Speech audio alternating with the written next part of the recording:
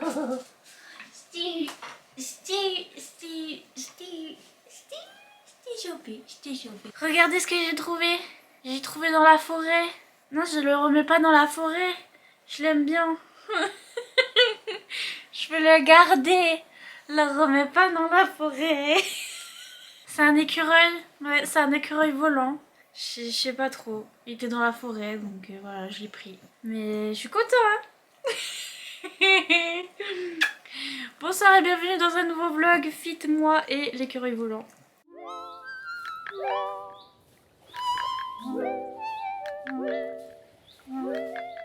Alors, j'étais pas bien. Est-on surpris? Non. J'ai pris, j'allais dire une semaine, mais j'ai pas vraiment pris une semaine de vacances, mais j'ai rien fait pendant au moins 4 jours. Sans faire exprès, non pas parce que je voulais prendre des vacances ou quoi que ce soit, hein, c'est parce que je suis dépressive. Et donc j'étais pas bien, donc j'étais bloquée dans mon lit. Ouais. Mon traitement qui marche pas comme d'habitude, what's new. Ça a encore changé, c'est le cirque, bref. Et donc du coup, voilà, j'étais bloquée dans le dodo. J'ai très mal au cœur. Mais on a dit dans le vlog précédent, le challenge c'est de pas mourir avant d'avoir fini tout ça là. D'avoir lu tous les livres de l'univers, donc on va pas mourir maintenant, ok? Mais j'ai hyper mal au cœur. Et physiquement ça va pas bien et tout, et je dors beaucoup, j'ai des hypersomnies et des insomnies après. Je peux ne pas dormir pendant 36 heures et après dormir pendant 36 heures. Voilà, j'étais coincée in the dodo et j'attendais que ça revienne pour pouvoir vous filmer des vidéos, et ça y est, c'est revenu aujourd'hui. On est mercredi random. Ça va un peu mieux, j'ai toujours mal au cœur, mais au moins je suis sortie de mon lit donc... Mais donc, coucou même, ce que je vais faire, c'est que je vais me mettre des ongles, parce que ça fait 4 jours que je suis dans mon lit, et 4 jours que je me dis, ah je veux mettre ces ongles là, je veux faire tel make-up, il faut que je me lave les cheveux, bon c'est fait hein. Je vais faire ça, je vais filmer telle vidéo et telle vidéo et telle vidéo, et tout ça dans ma tête, et après pendant 4 jours je ne fais rien. Et ça rend zinzin. Mais donc ça fait 4 jours que je me dis que je vais mettre ces ongles, et donc je vais les mettre parce que... Donc on va multitask. Mais entre temps j'ai lu, vous avez vu mon sweatshirt Zodiac avec... Moi je suis Cancer. Waouh. Pardon. Zodiac Academy. Pardon. Je vais vous en parler juste là, juste après, parce que je viens de finir le tome 6. Mais ouais, j'ai pas lu tant que ça parce que j'ai du mal. Mais j'ai lu un petit peu. Alors j'ai lu et j'ai DNF à 71%. Donc j'ai abandonné le livre à 71% de Book of Azriel. C'est comme Azriel dans Akotar, sauf que c'est écrit autrement. Et moi tout du long j'ai cru que le Love Interest allait s'appeler Azriel du coup. Et en fait, le Love Interest s'appelle Liam. Déjà ça je pouvais pas. Je pouvais pas. Désolée, je pouvais pas, c'était pas possible parce que moi pour moi Liam, j'ai l'autre neuneu des One Direction dans la tête, et donc c'est pas...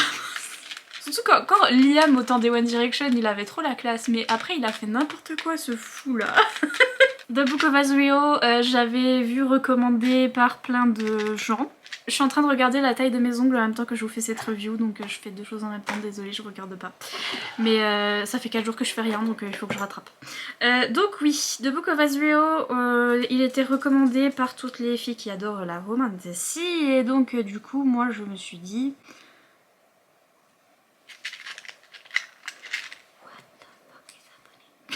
Donc oui, donc je me suis dit, bah c'est parti, mon kiki, parce que tout le monde le recommande.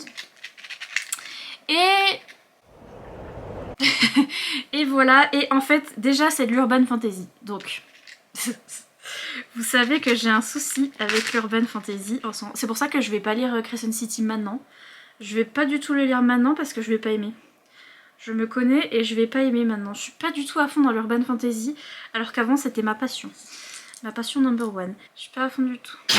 Oui, peut-être. Je peux pas faire 2 choses en même temps. Je sais pas faire 2 choses en même temps. Je peux pas. Je sais pas. Je reste plantée là. Les lois ne font plus les hommes. Mais quelques hommes font la loi. On en était où? Oui, c'est de l'urban fantasy et ça m'a fait penser à mes sagas préférées de Beatleit parce que j'aimais trop l'urban fantasy et j'aime encore, je sais pas ce qui m'arrive, je sais pas, je peux pas vous dire. Ça m'a fait penser à des sagas Beatleit que j'ai trop aimé comme Demonica. C'était un mélange entre Demonica et Charlie Davidson et vous voyez toutes ces séries Beatleit que je lisais dans le temps, que j'adorais, etc. Là c'est pareil dans The Book of Asriel, en fait, c'est une jeune femme, c'est pas une jeune femme, c'est une madame qui a vécu pendant des millénaires apparemment. Centuries, je sais pas ce que c'est, des millénaires moi je dirais, centuries, je sais pas. Bref, elle a vécu très très longtemps, elle est très très vieille. Cette madame qui s'appelle Diana du coup, et qui est une créature, un Igmortus. Il y a des noms bizarres, voilà, clairement j'ai pas retenu, hein, clairement. Donc c'est Enigma. Elle a été transformée par un type, en fait le truc c'est qu'elle aime que sa sœur dans le monde entier. Tout ce qui l'intéresse c'est sa sœur, donc il y a Diana, sa sœur c'est Gabi. Et en fait du temps des pharaons, là elles étaient en train de mourir au milieu du désert quand il y a un démon qui est arrivé et qui a dit à Diana bah, je sauve ta sœur mais en échange je te transforme en monstre. Diana l'a fait d'accord. Et en attendant, sa sœur et elle, elles sont immortelles, sauf que sa sœur, elle est pas, c'est pas un monstre, elle est juste immortelle, c'est une humaine mais juste immortelle.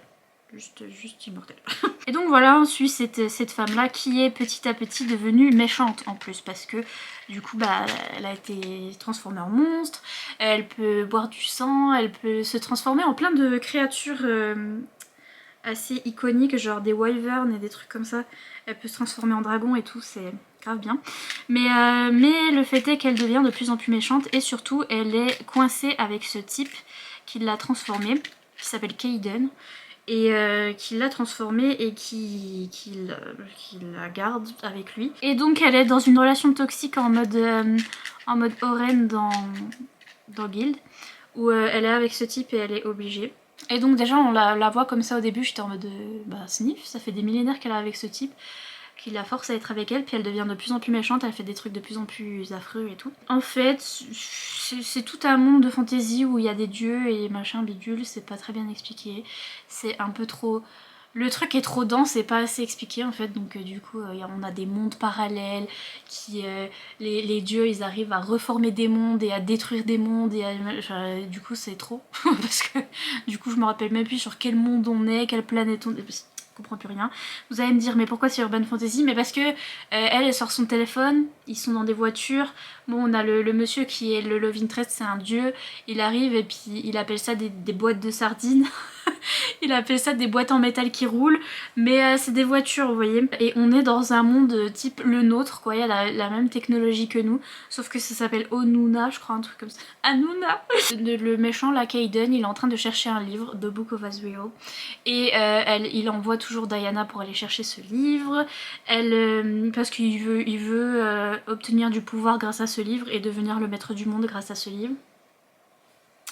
Et du coup elle cherche et en fait elle va faire revenir un dieu ancien qui était parti et qui est le seul dieu vivant de l'ancien temps où il y a eu apparemment une... Mais je vous dis c'est très bien expliqué. Il y a eu apparemment une guerre des dieux où tous les dieux sont morts sauf celui-là. Et il est dépressif. En fait c'est pour ça que j'ai continué jusqu'à 70% parce qu'il est dépressif. Et j'étais là... Il est complètement dépressif ce dieu, il n'y a plus que lui, tous les autres dieux sont morts, sa planète elle est détruite, il reste en fait enfermé tout seul sur les débris de sa planète qu'il a réussi à remettre ensemble et il reste là-dessus tout seul et il déprime et il fait rien. Pendant que sur le monde de Diana, là, qui est à peu près la Terre, mais pas trop. C'est le cirque et il y a le méchant Kaiden qui essaye de diriger le monde et de refaire une guerre et de machin. Donc le vieux dieu là, le dieu il va devoir sortir de sa cachette et sortir de son état dépressif pour encore arrêter un méchant avant qu'il y ait la guerre. Mais ils ont du mal à le faire repartir parce qu'il est vraiment très très dépressif et il ne bouge pas, il ne ressent rien. J'étais en mode ah moi. Et vous vous doutez que ça va être une histoire d'amour entre Diana du coup et notre dieu.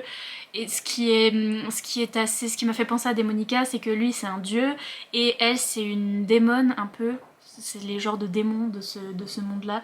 Donc elle est censée être méchante, être vraiment la méchante, le démon de l'histoire et lui le dieu. Et donc voilà, Forbidden Romance, tout ça, tout ça. Lui il s'appelle Liam.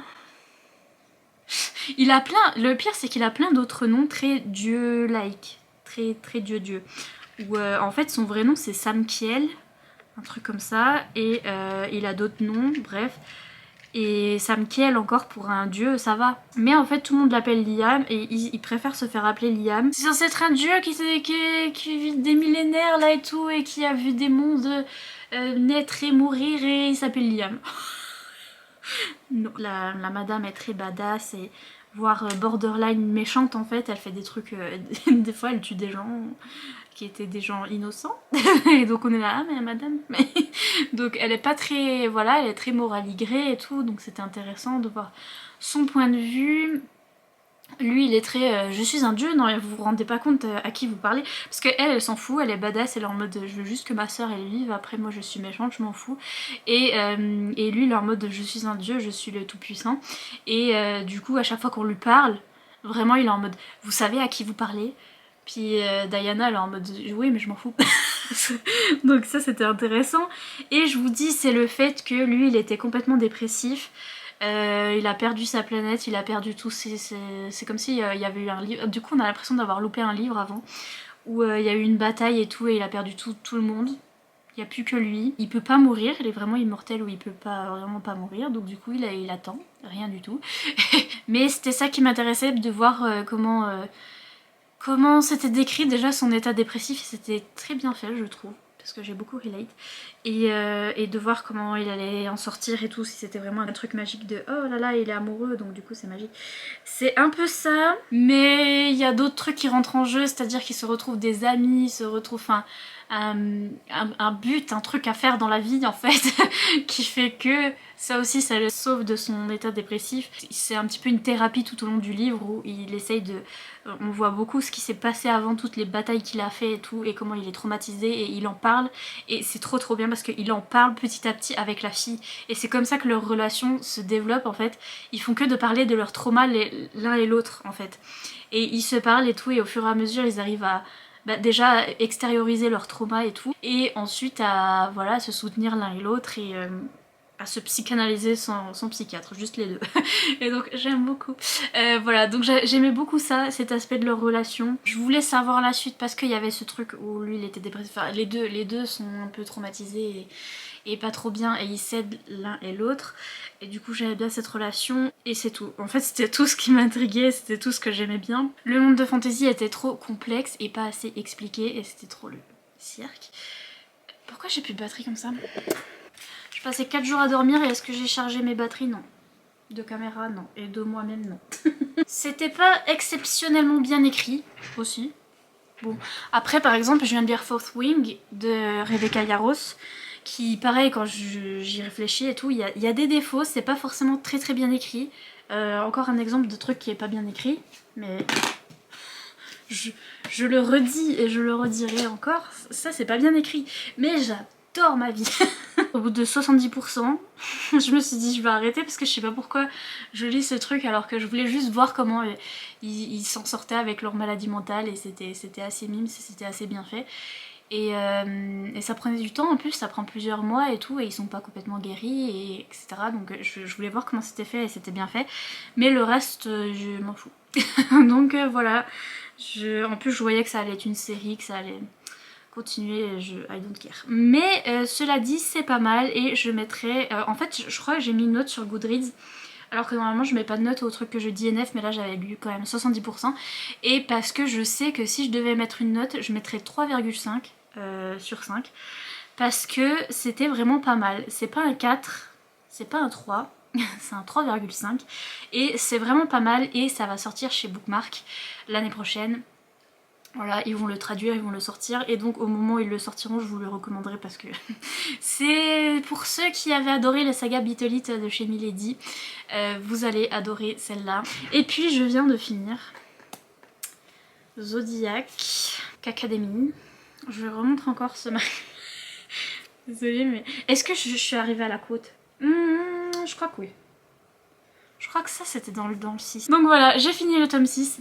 Ouh là là. Comme à chaque fois. Elles sont zinzin, j'ai hâte d'aller les voir. Je vais aller les voir à Londres. J'ai déjà réservé mon hôtel et tout et je vais aller les voir à Londres pour la RAR. C'est le festival de romance, enfin le salon auquel je vais à Londres en juillet.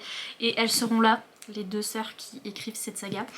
Et je vais leur dire, mais vous êtes zinzin. Parce qu'en plus elles se surnomment comme ça sur les réseaux sociaux, elles font que de s'appeler elles-mêmes les Twisted Sisters, donc les sisters zinzin, les sœurs zinzin en vrai, c'est vraiment ça, Twisted ça veut dire genre zinzin, vraiment c'est ça. Et vraiment elles sont zinzin, voilà. Et pareil, pas très bien écrit, il y a des trucs en trop. Il y a vraiment des trucs en trop, il y a vraiment des trucs qu'il faut enlever. et à la fin, elles nous font un gros cirque. C'est là qu'on voit que les chapitres changent. On alterne les chapitres, on alterne les points de vue hyper rapidement. Du coup, c'est pour ça que les pages sont plus foncées. Parce que c'est le cirque, ah là là. Et combien de fois on va pouvoir nous faire le truc de oh, lui il est mort et en fait non. Oh, elle est morte et en fait non. Et c'est vraiment, ça joue sur ça et ça tourne en rond sur ça. Et même leurs notes à la fin, ça me tue. Ça me bute, leurs notes d'auteur à la fin, elles sont en mode alors. Vraiment, elles sont comme ça. Elles sont en mode alors. Regardez ces grands elles sont là, hey, how was that? Elles sont là, alors, c'était comment? Vous vous sentez comment? Genre vraiment... C'est ça leur note de fin. Et ça me fait trop rire parce qu'elles font le gros bordel à la fin puis elles sont là, alors vous vous sentez bien? Et on est là. Il y avait de la souffrance, oh purée, le début de ce tome. Je crois que j'ai plus souffert au début de ce tome qu'à la fin, parce qu'à la fin au moins il bougeait, il faisait des trucs. Mais au début, oh là là, mais j'étais à ça de pleurer. Hein. À ça. À ça. Dans le milieu, ça va mieux, comme on dit. On dit pas, mais maintenant on va le dire. Dans le milieu, ça va mieux. Des trucs improbables, des trucs... voilà. Et la fin... ce qui fait que du coup j'étais en mode ah je finis le tome 6 comme ça, je voulais finir un tome et pas avoir un tome en cours et machin, je me suis dit après j'arrête, je fais une petite pause, je lis plus la saga Zodiac Academy, il me reste le 7 et le 8, mais le 9 est pas encore sorti donc du coup je me suis dit je m'arrête au 6, bref, j'ai envie de continuer, parce que là je suis arrivée à la fin du 6 et qui c'est qui va prendre le 7? C'est moi, c'est moi, parce que je peux pas m'en empêcher, elles font des fins à chaque fois, là, mini cliffhanger où t'es en mode bon, bah c'est bon, je reviens. J'ai créé un Discord pour parler de mes lectures parce qu'en fait j'avais créé un groupe Instagram pour parler de Zodiac. Parce que c'est le genre de livre où il y a plein de rebondissements et de trucs très bêtes et machin et où il faut en parler sur le moment et être là mais j'ai lu ce que j'ai lu, que ce que j'avais lu, j'ai bien lu, vous avez lu ce que j'ai lu, que ce que j'ai lu et tout le monde est là oui mais tu vas voir. Et donc j'avais fait un groupe sur Instagram, mais sur Instagram c'est un peu compliqué, on peut pas mettre s'il y a des spoilers etc. Je sais qu'on peut sur Discord, il y a une fonction où on peut cacher quand il y a des spoilers et tout, c'est un peu plus pratique et c'est un peu plus pratique pour les gens de tous aller sur Discord. Donc ce que j'ai fait c'est que j'ai créé un Discord qui s'appelle, tenez-vous bien, je suis trop fière, c'est le stickers que j'avais commandé sur Redbubble. Oui, c'est ça, c'est ce stickers là qui m'a inspiré, c'est A Court of Feels and Fangirling. Il s'appelle comme ça, mon Discord. En fait j'ai fait des petits salons, enfin des petites discussions comme ça sur chaque livre que je suis en train de lire. Il y a une discussion sur Zodiac et il y a une discussion sur tout ce que je vais lire. Il y avait The Book of Azrael, il y avait Fourth Wing aussi parce que je sais qu'il y en a qui l'ont commencé juste après que je l'ai lu, donc comme ça on peut en parler. Et je mets juste mes lectures en cours à moi parce que si on met les lectures en cours de tout le monde, voilà, c'est un peu, ça fait beaucoup. Mais du coup mes lectures en cours à moi pour qu'on puisse en parler. Et je vous mettrai le lien en barre d'infos. Voilà, si vous voulez venir papoter. Et c'est le plus proche que je puisse faire d'une lecture commune. Je suis pas souvent sur Discord.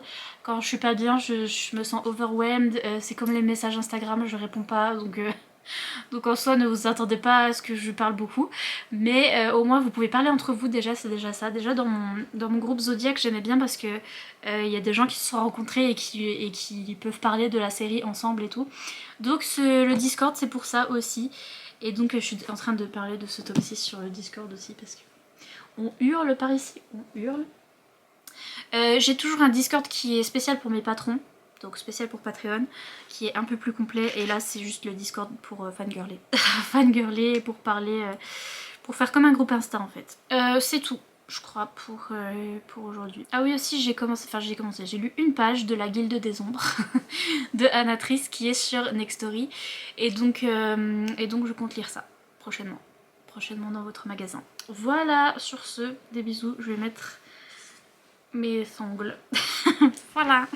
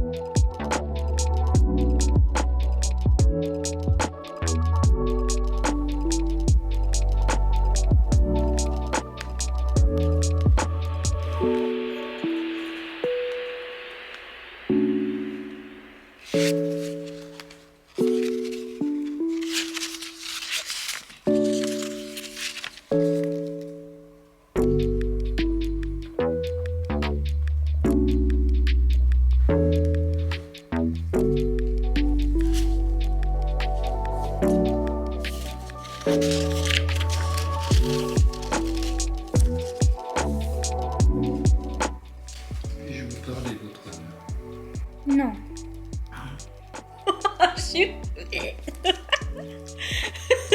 Attends, j'interromps ma lecture pour vous.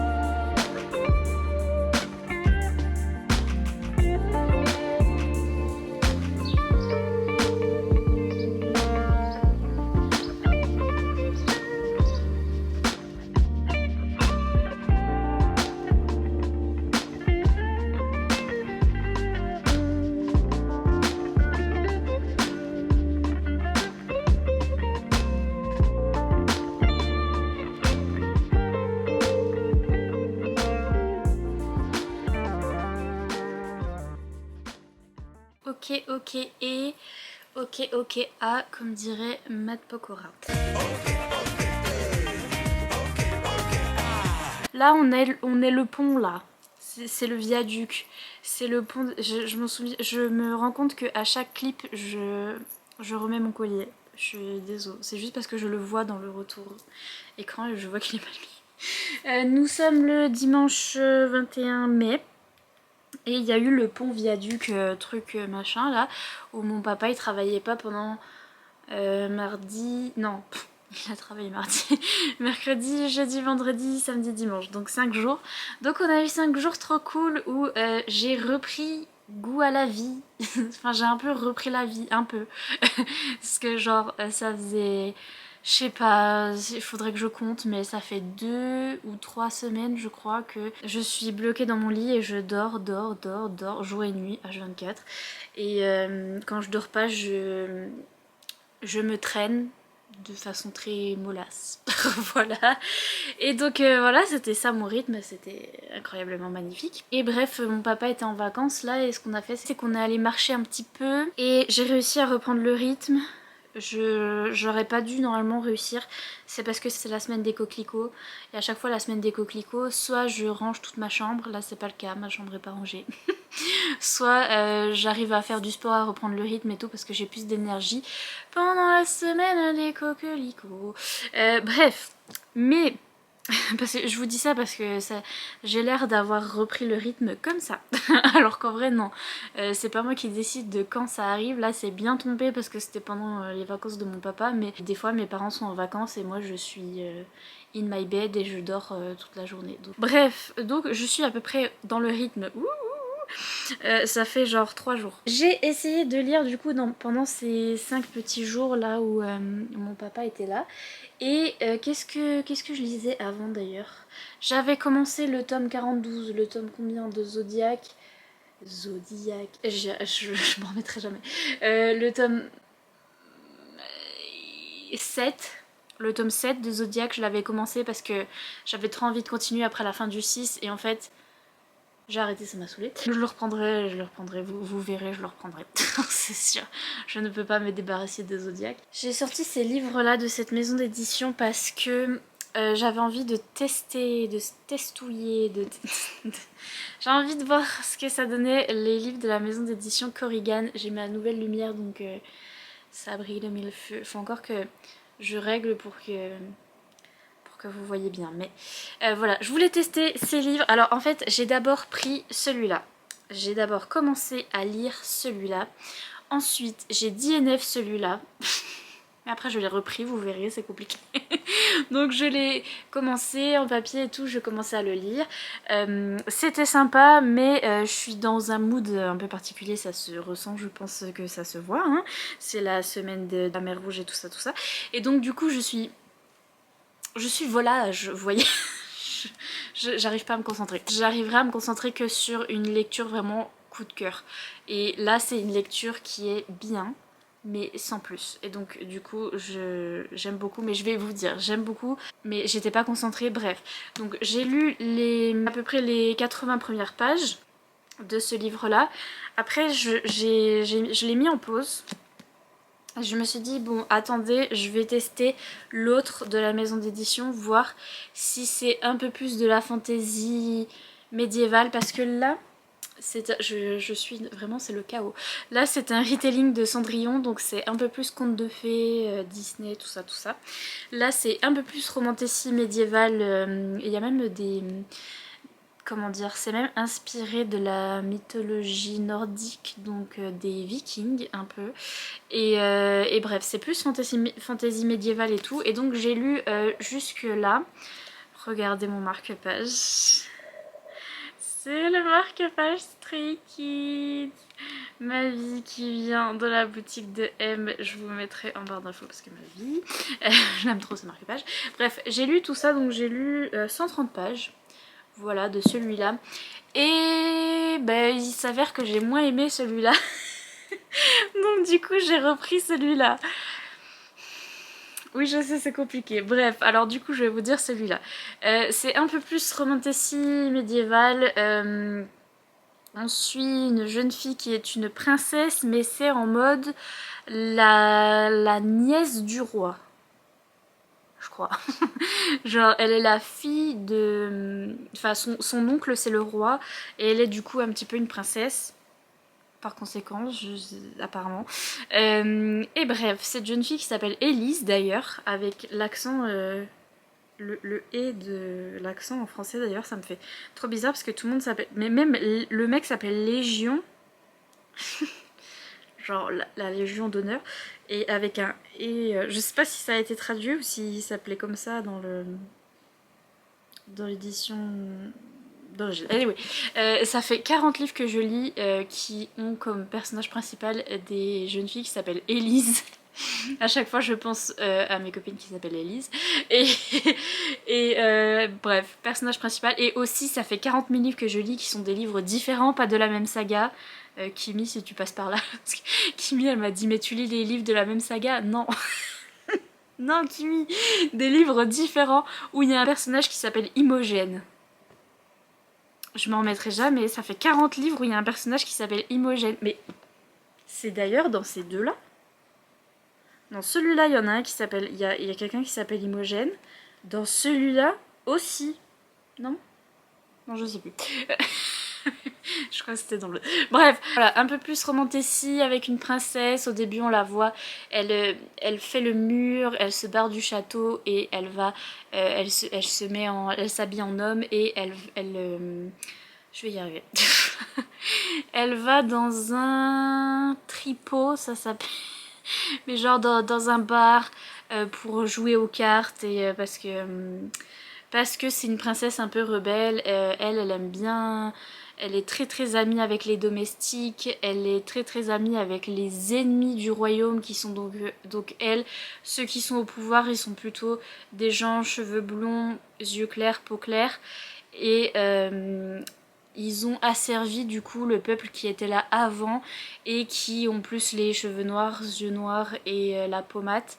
Et elle, tous ses copains sont des domestiques, etc. Et elle est contre son propre...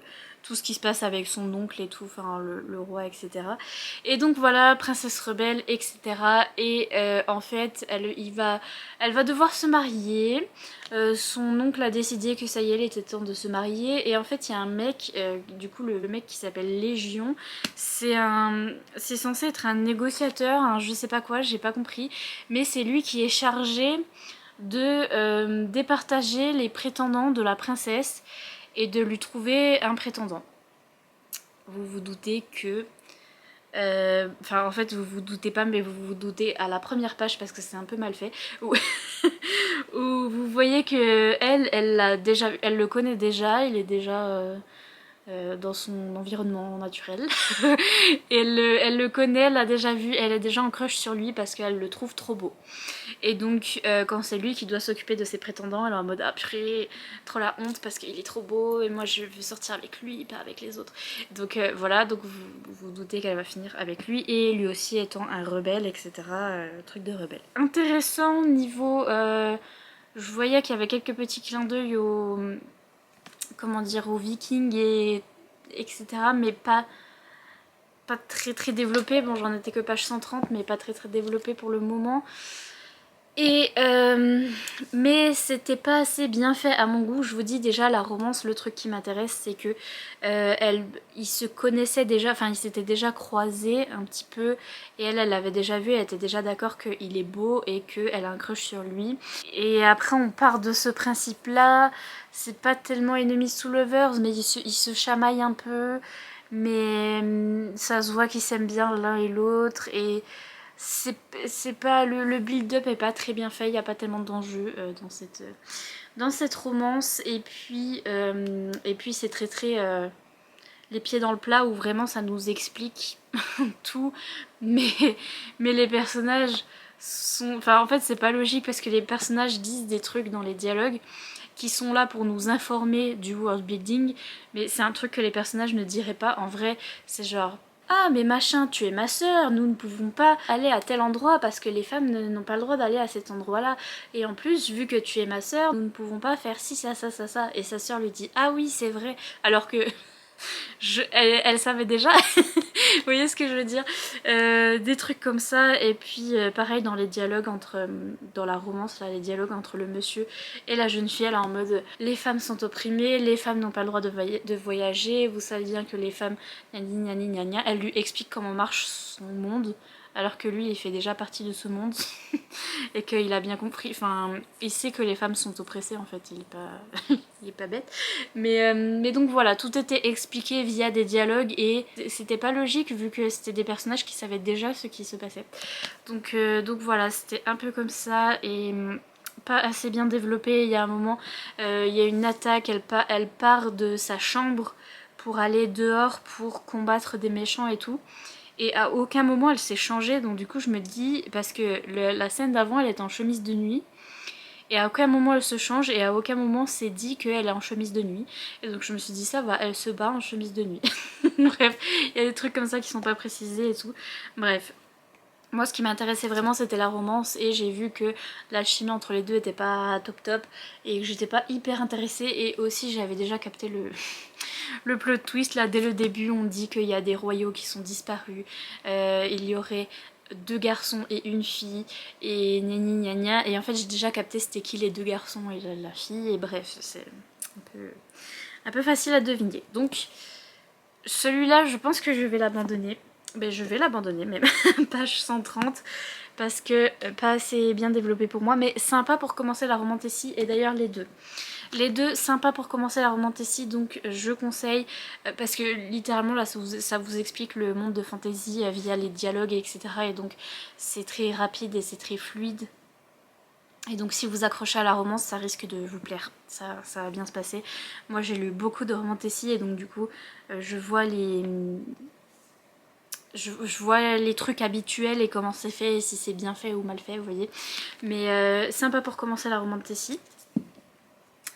Et puis celui-là aussi sympa pour commencer la romantécie, mais là c'était plus romantécie médiévale, vraiment fantasy au sens du terme fantasy.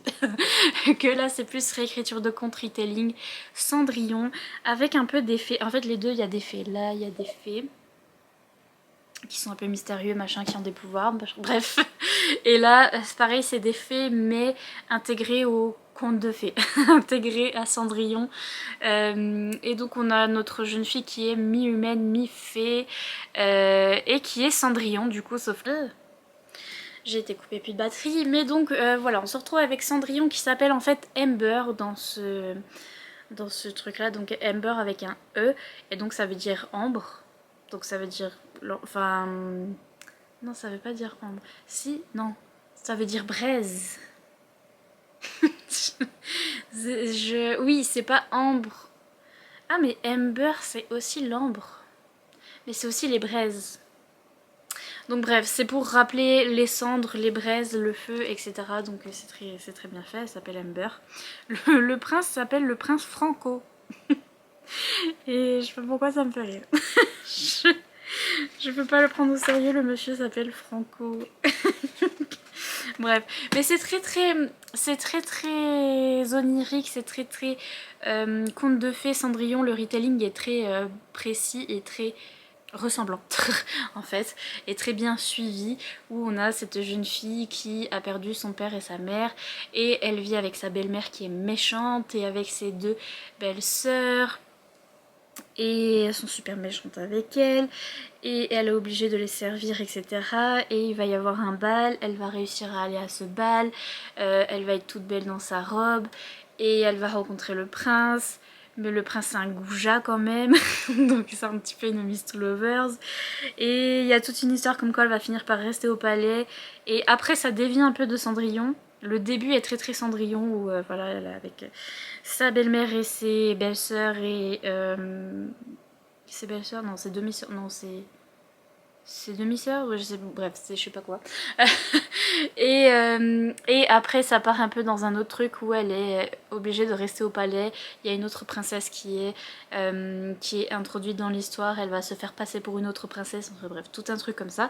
Ça dévie un peu de Cendrillon, mais le début est très ressemblant. Et on a notre prince qui est un monsieur qui est un peu un mélange de tout, hein. C'est un vampire, mais il boit pas de sang. Mais il a des crocs, mais on sait pas pourquoi. J'ai pas compris. Il a des canines là comme ça, mais ça lui sert à rien, il boit pas de sang. Lui il a un pouvoir de médium, donc en fait il se nourrit des émotions des gens. Et puis aussi il se transforme en corbeau aussi. Et il peut mettre que des ailes aussi, il peut avoir des grandes ailes. Et le monde est hyper féerique, on part de la féerie de base, parce que là ils nous décrivent quand même, enfin ils nous donnent des noms, l'autrice nous donne des noms de créatures et nous les explique pas. Un peu à la Le Prince Cruel de Holly Black, où elle nous expliquait rien du tout de ce qu'étaient les créatures. Et là par exemple on a des pukas, et depuis Akotar, même dans Akotar il y avait des pukas, des Puca, et je sais toujours pas ce que c'est un puka. Moi personnellement je sais pas. Et personne n'a jamais décrit un puka, donc c'est un puka. J'étais en mode ok. Après ils disent qu'il y a des selkies. Les selkies je sais à peu près ce que c'est. Parce que c'est à peu près décrit dans Akotar. Donc voilà, il y a des selkies, des machins, mais ils vous disent le nom, mais ils vous décrivent pas tellement la créature. Donc voilà, on se base un peu sur les bases de la féerie, toujours. Et c'est très très féerique, où les gens ont la peau bleue ou la peau verte, où il y a des gens, il y a un mec, c'est un raton laveur. C'est un raton laveur, et en fait c'est le meilleur ami du prince. Et en fait sa forme de raton laveur c'est sa forme, je sais plus, Unseli, un truc comme ça. Et sa forme Célie c'est un humain mais il a quand même encore des oreilles. Et c'est grave drôle. Et voilà, mais c'est très féerique, voilà, attendez-vous à des créatures comme ça qui ont des oreilles et des trucs. Et notre jeune femme notamment a les cheveux bleus turquoise et les yeux bleus turquoise, et ma vie, magnifique, fantastique, ma couleur préférée. J'ai repris celui-là après avoir pris celui-là parce que celui-là me plaisait moins, donc j'ai repris un petit peu celui-là qui m'a plus plu. Voilà, donc je suis arrivée jusqu'au milieu, mais je vais DNF au milieu parce que je vous dis là je suis dans le mood pour un truc où vraiment c'est coup de cœur et ça m'accroche. Mais super sympa pour commencer la romance Tessie, et pour ceux qui adorent les retellings, qui adorent Cendrillon, vous allez trop aimer. Mon seul petit souci, bon, au niveau de la traduction, déjà au niveau de l'édition, il y a quelques mots qui manquent, il y a quelques points à la fin des phrases qui sont pas là, ou des choses comme ça, mais bon, c'est normal, c'est une nouvelle maison d'édition. Donc voilà, et puis même dans les maisons d'édition qui sont très vieilles, même dans les maisons d'édition qui ne viennent pas d'ouvrir, il y a toujours des petites erreurs comme ça, des petites coquilles, c'est pas très grave, on comprend quand même.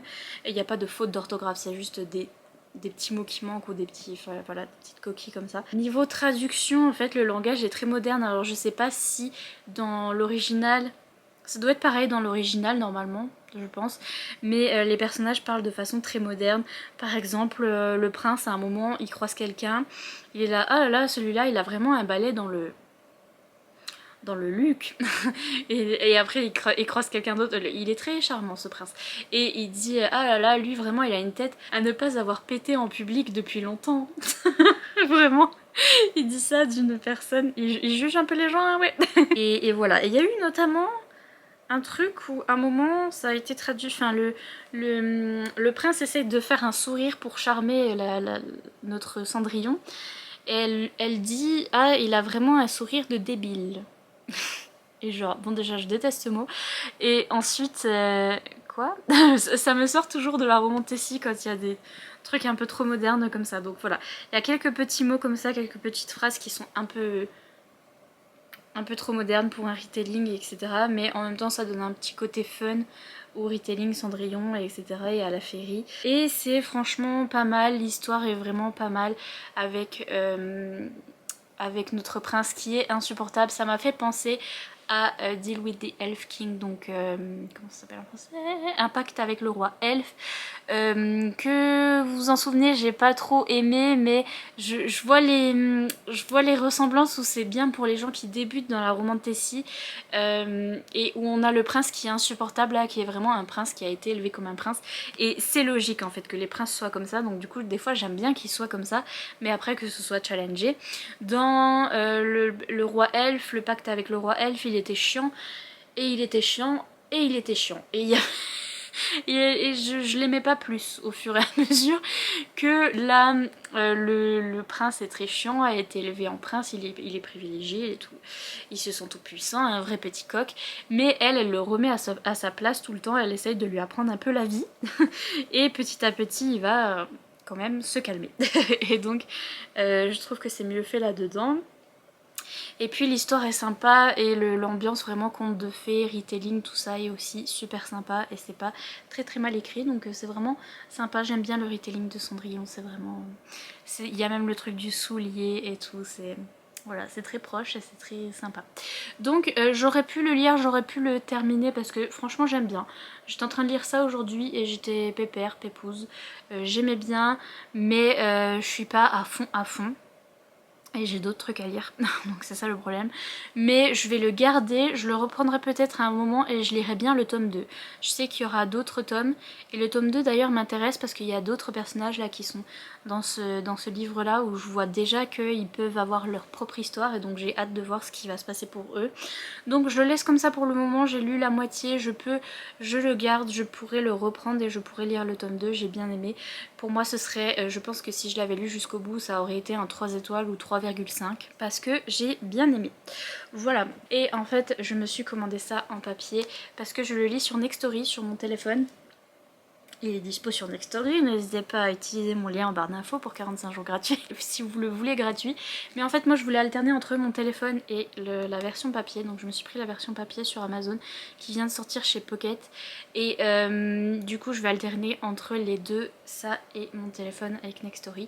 Et je vais lire ça et on m'a dit que j'allais trop kiffer et que j'allais être à fond et que ça allait être un coup de cœur. Donc j'espère que ça va plus me happer que les petites romances si sympathiques que j'étais en train de lire là, mais il me faut vraiment un truc où je suis accro. Parce que j'ai la capacité de concentration d'un moustique, d'un mosquitos, voilà, donc voilà, on en est là, je vais commencer ça.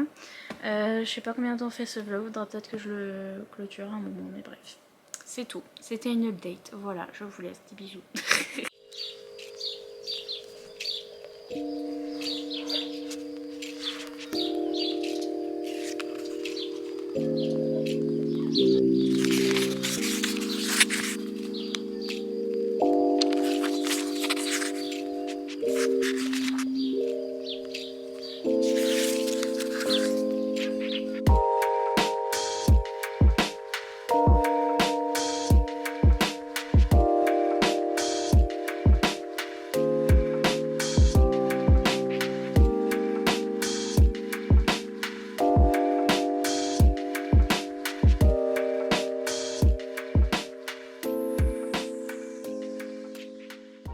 Bonsoir, il est 5 heures du matin, mais si je ne parle pas de ce livre, est-ce que je peux dormir? Non. Je me suis réveillée il y a 1 heure, là, à 4 heures. Et je pensais encore à ce livre. Je me suis endormie hier soir en pensant à ce livre. Et je me suis réveillée en y pensant. Et je me suis dit, oh, bon, attendez. Je vais en parler parce que je peux pas dormir. Parce que je me pose des questions sur la façon dont je vais en parler. J'angoisse, anxiété, etc. Mais vous savez, pour rien.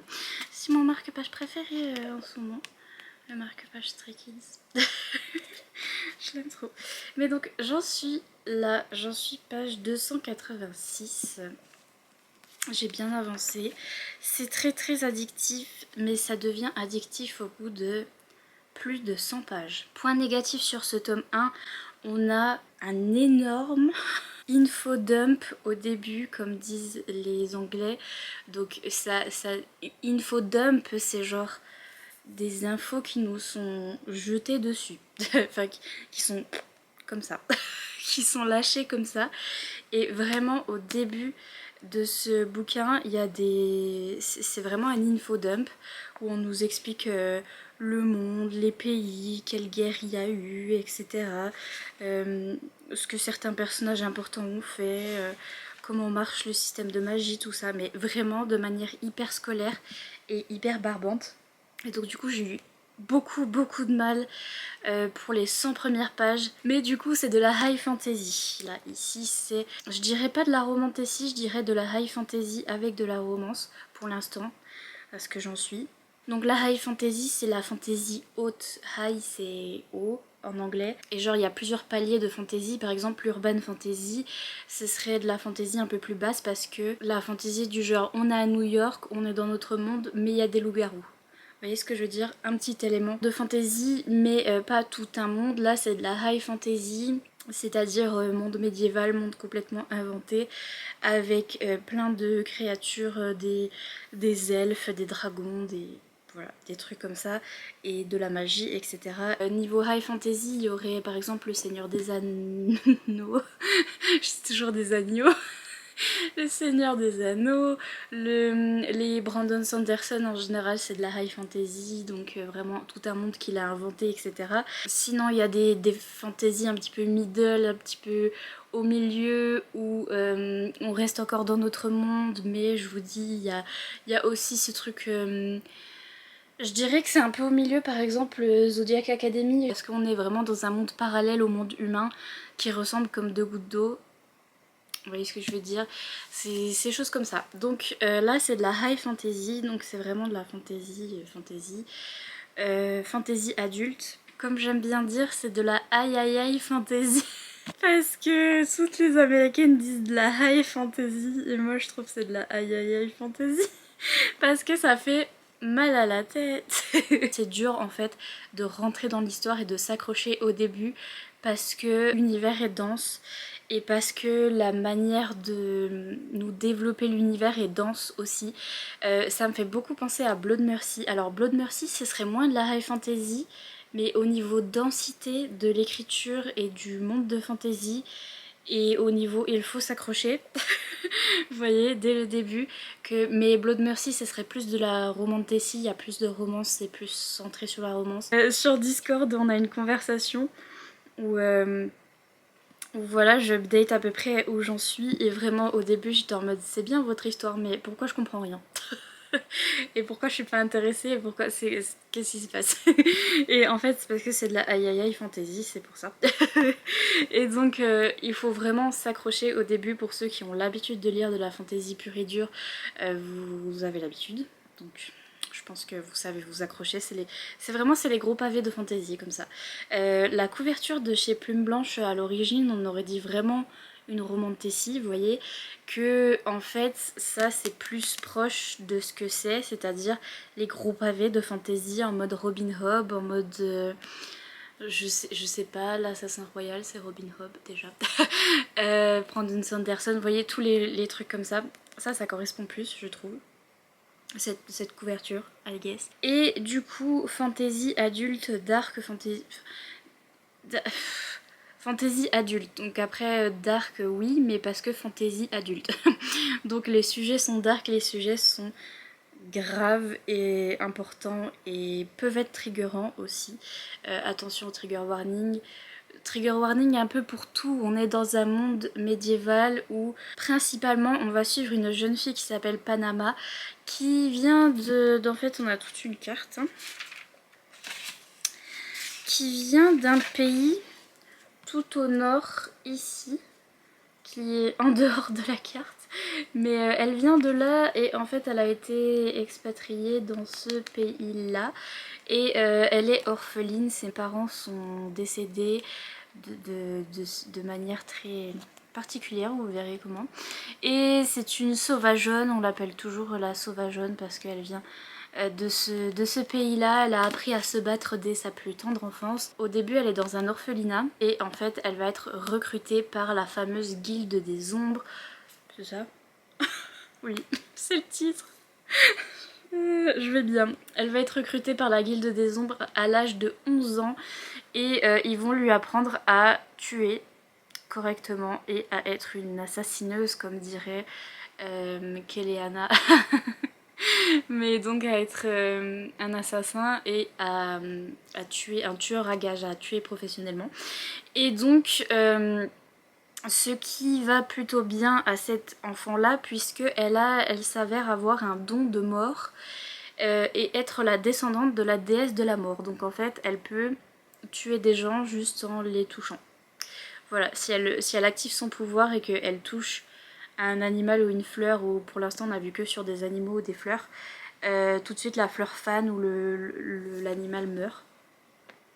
Donc elle a le don de mort, elle est apparemment descendante de la déesse de la mort et tout. Elle va être recrutée, c'est pour ça que les gens de la guilde des ombres l'ont repérée dans son orphelinat et vont la recruter pour lui apprendre en fait, à être tueuse à gages. Et notre jeune fille Panama, ça lui va bien parce que de toute façon elle a vécu une vie assez difficile. Elle est un peu l'héritière de la mort, donc du coup elle a une relation avec la mort assez particulière où ça lui fait pas peur, ça lui fait pas... la manière dont elle a été élevée, la manière dont elle a grandi fait que elle est un peu faite pour ça en fait. Et il y a beaucoup de débats et de trucs philosophiques surtout. Donc par exemple sur la mort du coup, on va avoir des tonnes et des tonnes de paragraphes où on a des réflexions sur les gens qui ont peur de la mort, les gens qui n'en ont pas peur, les religions, les différentes croyances, sur la méchanceté, la cruauté ou l'impartialité. Enfin, en fait, surtout, on a vraiment des réflexions, de grandes réflexions, des grands paragraphes surtout. Et notre jeune fille qui a 11 ans va avoir des cours où ses cours c'est ça en fait, elle va réflexionner sur beaucoup de choses, des cours de philosophie et tout dès l'âge de 11 ans.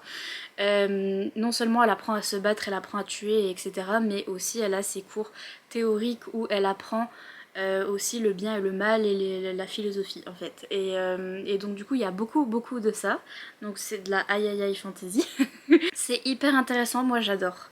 J'adore. J'avais adoré ça dans Blood Mercy, j'avais adoré les conversations. En fait, les conversations que ça engendre, c'est... Et les conversations entre les personnages, c'est hyper intelligent, c'est hyper bien fait par l'autrice parce que on a toujours un personnage qui a une croyance en particulier et d'autres personnages qui ont d'autres croyances et qui forment des débats du coup, donc c'est très philosophique et c'est très intéressant en fait. Mais ça peut paraître long pour certaines personnes qui n'ont pas envie de lire ça, je comprendrais, mais j'adore ça, je trouve ça trop intéressant, je trouve ça trop bien fait, trop intelligent. En fait, on a un point de vue omniscient, et j'ai dit ça dans le Discord, je me suis dit purée, ça fait depuis que je suis au collège que j'ai pas lu un point de vue omniscient dans un bouquin, je vous jure que ça fait depuis le collège, hein. Je peux pas me souvenir d'un bouquin avec un point de vue omniscient autre que quand j'ai appris ce que c'était que ce point de vue au collège.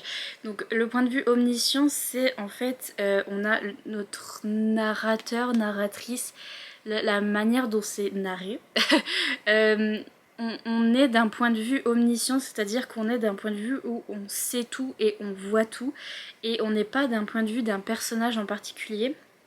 Donc quand on est avec Panama, on n'est pas, elle dit pas je, gna gna gna. C'est Panama, la jeune fille, tout ça. Et c'est pas non plus de la troisième personne, comme dans les romans de Tessie, où on est concentré sur un seul personnage. Là c'est vraiment omniscient, donc c'est qui sait tout en fait, ça veut dire omniscient. Donc le narrateur sait tout, déplacé d'un personnage à un autre et peut vous raconter une histoire en plein milieu d'une scène où Panama elle est en train de s'entraîner, etc. Et là ça va nous dire elle utilisait telle arme ou tel truc qui a été inventé lors de la guerre de truc comme ça. Mais c'est le narrateur qui nous dit ça, c'est pas Panama parce qu'elle le sait pas. Donc point de vue omniscient, je sais pas si vous comprenez. Ce qui fait que du coup, pour l'instant, on a deux points de vue principaux. On a du point de vue de... Enfin, quoique, le tout premier point de vue, d'ailleurs, gros trigger warning, le tout premier chapitre et le tout premier point de vue, on est du point de vue d'un monsieur qui est affreux, horrible, qui est un pédophile et qui s'en prend aux jeunes filles et qui est disgusting. Voilà, dès le premier chapitre, on voit que c'est de la aïe fantasy et on voit que les sujets vont être dark, les sujets abordés vont être adultes. Voilà, on est dans la tête de ce monsieur là, mais comme on est point de vue omniscient, c'est on a ses pensées, mais en même temps on a tout le reste. Je sais pas comment vous dire. Le narrateur sait tout en fait, dont les pensées de ce monsieur absolument horrible, mais je vous rassure, il lui arrive des trucs pas cool. donc voilà, il est puni. Mais donc voilà, on a ce point de vue là, bon, qui dure pas longtemps, c'est le premier chapitre. On a le point de vue de Panama. Surtout, on suit surtout cette jeune fille, donc Panama, et on a un autre point de vue d'un monsieur qui s'appelle Abink, je crois, qui est dans un autre endroit dans la carte. C'est vraiment les trucs de fantasy. Notre jeune fille, elle est à peu près là, et le monsieur il doit être là. et son point de vue il est chez les elfes, et etc. Et donc on a un petit peu son point de vue, mais vraiment légèrement comparé à Panama. Et ce qui fait que je pense qu'on va avoir d'autres points de vue aussi au fur et à mesure du bouquin. Je m'attends à ce que d'un moment à un autre on nous introduise un autre personnage et un autre point de vue, un autre truc, parce que la narration n'est pas en mode on suit un seul personnage, c'est on sait tout. Et enfin le narrateur sait tout et donc peut passer d'un personnage à un autre en fait. Donc voilà, l'écriture est dense aussi. J'ai dû chercher plusieurs mots. Voilà, même si c'est en français, c'est une autrice française, mais il y a plusieurs mots que j'ai cherchés parce que je savais pas ce que ça voulait dire. Donc voilà, une écriture dense et un world building dense, mais intégré assez bien pour que, comme l'histoire est addictive, on a envie de lire la suite. Et donc du coup là ça y est, je suis accro, je suis à fond, je suis ici et je suis vraiment à fond et je vais vraiment continuer, je suis trop bien dedans. Mais j'ai galéré au début. Mais du coup, qu'est-ce qui me stressait là dedans? Ce qui me stresse, c'est que je suis à fond dans la romance. La romance qui n'est pas très présente pour le moment parce que je rappelle, notre jeune fille a 11 ans. Et donc c'est ça, et en fait ça fait partie de ce livre parce que c'est un débat aussi et je trouve ça hyper intéressant d'avoir mis ça dans ce livre et enfin on en parle parce que toutes les romantécies type ACOTAR etc, bon là c'est pas une romantécie mais vous voyez ce que je veux dire, les ACOTAR et etc où la jeune fille est humaine et a 20 ans et sort avec un fée qui a 200 ans, ok, à chaque fois je suis en mode on va pas en parler. On va pas en parler du age gap. Non, non, ok. C'est genre les grands adolescents, les mecs ils ont 200 ans, mais t'inquiète, ils pensent pareil qu'une jeune fille de 20 ans. Alors que nenni. Et du coup c'est jamais trop développé ce truc là. J'avais bien aimé dans la saga Witchwalker de Charissa Weeks. C'était bien amené aussi ce truc où les gens qui avaient 200 ans et qui étaient immortels etc parlaient de ces choses là et de la différence d'âge entre une personne qui est née il y a 20 ans et une personne qui est née il y a 200 ans. On parlait beaucoup de ça et notamment aussi dans le livre dont je vous ai parlé au début de ce vlog, The Book of Azriel, que j'ai pas trop apprécié, mais on parlait aussi du monsieur qui était immortel etc et du fait qu'il avait vécu longtemps et donc qu'il pensait pas pareil que notre héroïne, mais c'était pas hyper bien développé, mais on en parlait un petit peu. Niveau romance, notre jeune fille, on commence, elle a 11 ans, donc c'est vraiment comme dans toutes les high fantasy où souvent on suit un jeune garçon qui va faire son apprentissage, etc. Et là c'est une jeune fille qui pareil va faire son apprentissage, ce qui est très intéressant parce qu'on voit le développement de sa personnalité, on a des flashbacks à son enfance parce que ça fait aussi partie de sa personnalité, et sa personnalité commence à se développer dès qu'elle est née en fait, et du coup on a ça qui nous est expliqué, mais aussi le fait de la suivre depuis qu'elle a 11 ans, on voit comment tout ça va se développer et on est là pendant toute son histoire en fait. Donc c'est assez intéressant. Mais du coup, on a notre monsieur qui arrive, c'est le monsieur qui vient la chercher à l'orphelinat.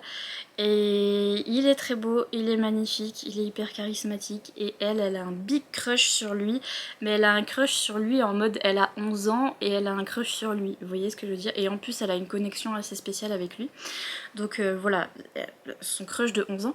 Le problème c'est que moi je suis là au milieu et j'ai le big crush de pas 11 ans sur le monsieur, donc je sais que ça va être lui le love interest, mon énorme crush sur ce monsieur. Et dès qu'ils interagissent, je suis en mode bonjour monsieur, alors que elle a 11 ans. Vous voyez ce que je veux dire? Et donc je vois déjà arriver les gens sur leurs grands chevaux, comme d'habitude, quand c'est de la high fantasy, et dire ah là, c'est problématique parce que la jeune fille elle a 11 ans et le monsieur il a 200 ans et il la rencontre alors qu'elle est encore enfant. Mais justement, je trouve ça hyper intéressant de parler de ce truc là. Parce que dans toutes les romantécies où il y a ce age gap, à chaque fois on n'en parle pas, où il y a cette différence d'âge en fait, il y a cette différence de maturité, cette différence d'expérience de vie, etc. Et je pense que ça va être assez bien abordé là-dedans. Et c'est hyper intéressant de voir ça et de faire et que les personnages se rencontrent à des âges plus problématique entre guillemets, parce que en général dans les romans de Tessie on nous fait pour que la jeune femme ait 20 ans, rencontre son amoureux de 200 ans et on est en mode bah, c'est bon, elle est majeure, oui mais il a toujours 200 ans. Et que là on voit vraiment la différence et c'est vraiment une enfant, et donc on va parler de ça et ça va être développé de manière je pense intéressante si c'est bien fait, ça, voilà, mais ça fout mal à l'aise et comment dire, ça m'angoissait parce que je voyais déjà les gens arriver et dire là c'est problématique parce qu'on a déjà de la romance, parce que la jeune fille elle est vraiment en crush sur lui, elle a vraiment une connexion avec lui. Lui c'est un adulte, c'est un, voilà, 200 ans machin, et elle a toujours 11 ans. Voilà, et donc mais c'est hyper intéressant aussi comme discussion à avoir aussi sur la maturité de certains enfants, parce que on voit comment Panama elle a grandi, on voit ce qui s'est passé dans sa vie et on voit qu'elle a une différence de maturité par rapport à un enfant de 11 ans qui aurait été choyé, qui aurait eu une vie toute mimes, voilà, et toute confortable, etc. Elle a pas eu ça, elle a dû grandir très vite et donc elle a une différence de maturité aussi, et tous les assassins là qui sont dans cette guilde, ils arrivent à des âges dérisoires, là ils ont 8 ans, ils ont 11 ans, ils ont des trucs comme ça, mais c'est pas des gamins, en fait, ils ont dû grandir plus vite, donc on a aussi cette discussion là qui est hyper intéressante, et du coup voilà, on a ça, on a cette romance. Et puis notre monsieur il a 200 ans et puis il a une copine qui a presque son âge, quoique la madame est plus vieille de 100 ans je crois. C'est toujours une histoire comme ça. Donc lui au final il est plus jeune que sa compagne qui a 100 ans de plus je crois. Mais il a une compagne machin, et Panama elle a 11 ans, elle est là au milieu et elle est jalouse de la compagne de son amoureux là et tout, et t'es en mode purée, elle a 11 ans, et c'est hyper intéressant je pense que ça va être très très intéressant aussi de voir l'évolution de cette romance et comment ils peuvent, enfin comment aussi de son côté à lui, il peut l'avoir rencontrée quand elle a 11 ans, c'est une enfant, sentir le fait qu'ils ont cette connexion parce qu'ils ont un truc particulier de magie, de truc connexion, vous voyez, un peu de d'âme sœur, vous voyez, qui est intéressant pour moi aussi, j'aime trop. Et comment il arrive à la voir autrement, comment ça va se passer en fait, ça peut être très très intéressant et ça peut être très très bien fait. Pour l'instant elle a encore 11 ans donc du coup je sais pas comment c'est fait, mais je vois les gens arriver sur leur big dada et dire que c'est problématique. Voilà, mais c'est aussi une discussion qui est là et qui fait partie de la fantaisie adulte et qui est je pense dans beaucoup de bouquins de fantaisie adulte aussi, où on a ces elfes et ces créatures qui ont des centaines d'années, et de voir la différence entre ça et nos humains qui ne vivent pas longtemps du coup. C'est hyper intéressant. Mais donc voilà, pour l'instant on en est là, et puis elle a son crush sur le gars, et puis à chaque fois qu'il rentre dans une salle, moi je suis en mode...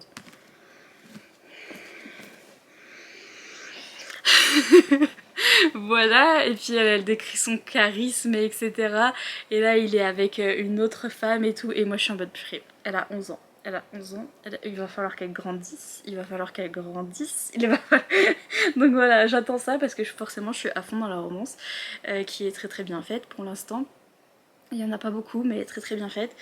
Et donc voilà, j'ai hâte de voir, mais je me disais purée, ça y est, les gens ils vont dire romance entre une gamine de 11 ans et un monsieur qui a 200 ans. Mais justement c'est ça qui est intéressant, c'est de voir comment ça va être discuté. Très intéressant. Bon, j'ai hâte qu'elle grandisse quand même, là on en est là, elle a toujours 11 ans. J'ai hâte que son apprentissage se fasse, mais en même temps j'aime bien voir comment tout ça se développe. J'aime bien voir son apprentissage, comment elle va apprendre à faire tel truc et tel truc, et que on ait chaque étape et ce soit un petit peu lent, mais en même temps on comprend mieux. On comprendra mieux ce personnage, on comprendra mieux son caractère, on comprend mieux le world building, ce qui se passe dans ce monde là et tout. Je vous dis, la seule raison pour laquelle je veux qu'elle grandisse, c'est parce que la romance. C'est parce qu'à chaque fois qu'elle a son monsieur là qui a 200 ans, à chaque fois je suis en mode grandis. Mais c'est hyper intéressant de suivre son apprentissage petit à petit. Voilà, c'est dense. c'est dense au début et de la aïe aïe aïe fantasy, donc accrochez-vous. Moi je suis très distraite en plus en ce moment, je suis toujours distraite. Au début des livres, je suis toujours très distraite, j'ai du mal à, à m'immerser. Est-ce que c'est un mot? S'immerser, immersif? Immerger, bah oui, immerger et pas c'est pour ça que je cherche des mots dans le dictionnaire. J'ai du mal à rentrer dans l'histoire et à me concentrer en fait. J'ai vraiment du mal à me concentrer à chaque début de bouquin, mais que ce soit... C'est pour ça que j'aime bien aussi les romans de Tessie ou les romans de Tessie young adulte ou les romans de Tessie où le world building et l'écriture n'est pas trop dense parce que... et où c'est hyper addictif et on rentre dedans tout de suite parce que j'ai du mal à me concentrer en fait. Et donc voilà, là ça a fait ça. Mais c'est hyper intéressant une fois qu'on est concentré, c'est grave bien. Et donc j'ai trop hâte de voir la suite, il y a des dragons, j'ai trop hâte de voir ce qui va se passer avec les dragons, avec les elfes, etc. C'est hyper intéressant. Et j'ai hâte bien sûr que notre romance évolue et que notre jeune fille grandisse du coup. Mais voilà, de la aïe aïe aïe fantasy, je vous dis, c'est pas de la petite romantasy young adulte, c'est de la high fantasy avec une romance, avec assez de romance en fait pour moi, ça me va pour l'instant. Il y a écrit 14 ans derrière? Catégorie 14. Je sais pas ce que c'est catégorie 14, mais pas 14 ans en tout cas. Enfin, tout dépend encore une fois de la maturité de chaque personne. Mais fantasy adulte. Voilà. Mais donc incroyable, fantastique, c'est très bien. J'aime beaucoup. Mais c'est de la high fantasy à la Robin Hobb, à la Brandon Sanderson. Donc voilà. Mais ce vlog est trop long. Je m'en rends compte et donc du coup je vais l'arrêter là. Et je vous reparlerai de ce bouquin dans le prochain vlog. Je vais le finir. Et voilà. Je suis en train de réfléchir à l'emoji de la vidéo. Par rapport à ce que j'ai lu beaucoup de romantasy. Mettez les épées. Le croisement d'épées parce que j'ai lu beaucoup de romantasy et je finis par de la high fantasy donc voilà, le croisement d'épées, c'est parti mon kiki. Je vous laisse pour ce vlog là et je vous dis à bientôt sur le vélo pour une nouvelle vidéo. Oui, bye.